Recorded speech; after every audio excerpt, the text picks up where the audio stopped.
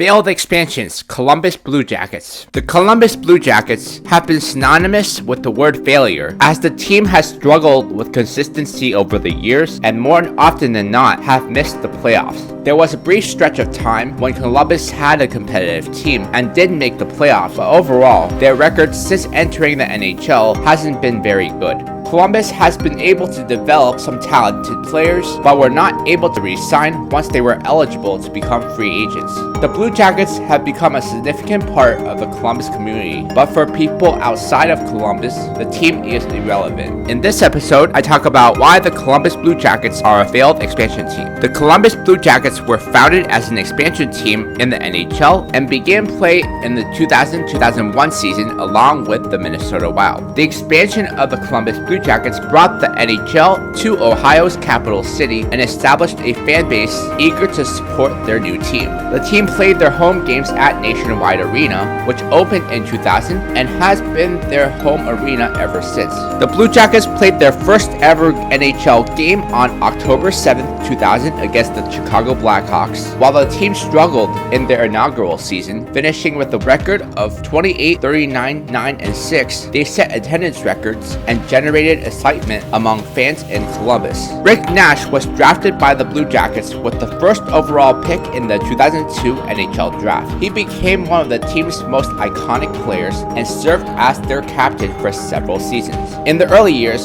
the team struggled to find consistent success and failed to make the playoffs, failing to win 30 games in a season until the 2005-2006 season. In the 08-09 season, the Blue Jackets reached the playoffs for the first time in franchise history, but were eliminated in the first round by the Detroit Red Wings. Rick Nash continued to be a standout player for the Blue Jackets, but the team struggled to build a competitive team around him. In the 2011 offseason, in an attempt to make a serious playoff run, traded 2007 first-round pick Jacob Voracek, their 2011 first-round pick, which turned into Sean Couturier, and their third-round pick, which turned into Nick Cousins, to the Philadelphia Flyers for All-Star center Jeff Carter. However, after a disastrous start to the 2011-2012 season that saw the firing of head coach Scott Arniel, Carter was traded to the LA Kings for Jack Johnson and a conditional first-round pick. In 2012, Columbus traded Rick Nash, their franchise cornerstone up till that point, to the New York Rangers in a blockbuster deal that brought back several players and draft picks to Columbus that included Brandon Dubinsky, Artem Anisimov, and a 2013 first-round pick. At the 2012 NHL Draft, the Blue Jackets traded their second and fourth-round picks to the Philadelphia Flyers for Sergei Bobrovsky, the eventual winner of the 2013 Vezina Trophy. The 2012-2013 lockout and seasons saw several changes to the executive and front office of the organization. John Davidson was named the president of hockey operations. Scott Housen was relieved of his duties as general manager, and Jarmo Kekalainen was named the new general manager, becoming the first European-born general manager in the NHL. The Blue Jackets then traded for all-star forward Marian Gaborik, but that move didn't help the Blue Jackets to make the playoffs. The Columbus Blue Jackets moved into the Metropolitan Division of the Eastern Conference in the 2013-14 season, after spending its first 13 seasons in the Central Division of the Western Conference. The team made the playoffs 2 straight years in a row, but failed to advance past the first round. After a dreadful start to the 2015-16 season, Columbus hired John Tortorella to be their new head coach, and this would kickstart by far the most successful era of Columbus hockey. On January 6, 2016, the Columbus Blue Jackets traded Ryan Johansson to the Nashville Predators in exchange for defenseman Seth Jones. Columbus had a solid regular season in the 2016-17 season and made the playoffs, but ended up losing in 5 games. In the following offseason, on June 23, 2017, Columbus made a blockbuster deal with the Chicago Blackhawks, sending Brandon Saad to Chicago for Artemi Panarin and Tyler Mott. The 2018-19 season was a historic one for the Blue Jackets. They qualified for the playoffs and faced Tampa Bay in the first round, the same Tampa Bay team who had tied the NHL record for the most wins in a single season. In one of the biggest upsets in NHL history, the Blue Jackets swept the Lightning in the first round and won their first ever playoff series. The 2018-19 season would mark the last season that Columbus made any sort of playoff run, as both Sergei Bobrovsky and Artemi Panarin were set to be free agents, and they did indeed leave the team in free agency the following offseason. The Blue Jackets went all in at the trade deadline in 2019, acquiring Matt Duchene and Ryan Dzingel to make one last playoff push. Unfortunately, they lost in the second round to the Boston Bruins in 6 games.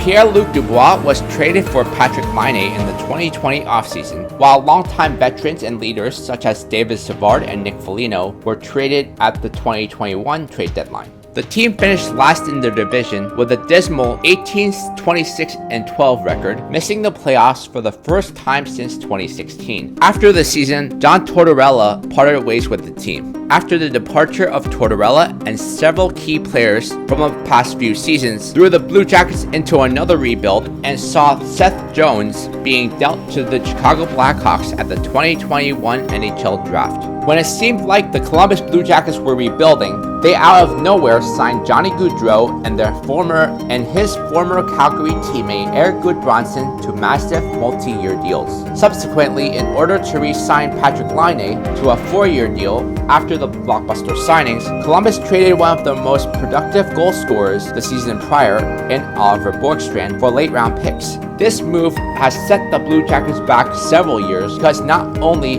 have these 3 players not lived up to expectations, they have hindered the development of some of the stud young players. On July 1st, 2023, Columbus hired Mike Babcock to be their new head coach amid much controversy, as he had a reputation of mistreating players. However, just several months later, on September 17th, Babcock resigned after allegations of improper behavior via the Spin and Chicklets podcast led to the NHLPA investigation into his conduct. Why are the Columbus Blue Jackets a failed expansion? While the Columbus Blue Jackets are not a failure when it comes to attendance, and have managed to grow a dedicated and passionate fan base in Ohio, their product on the ice is simply subpar. Outside of several seasons when they were coached by John Tortorella and backstopped by Sergei Bobrovsky, where they made the playoffs 4 out of 5 seasons he coached, Columbus didn't have much playoff success.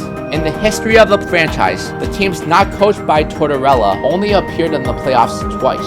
What has consistently plagued the Columbus Blue Jackets is their significant roster turnover, losing key players to trades or free agency, which can disrupt team chemistry and performance.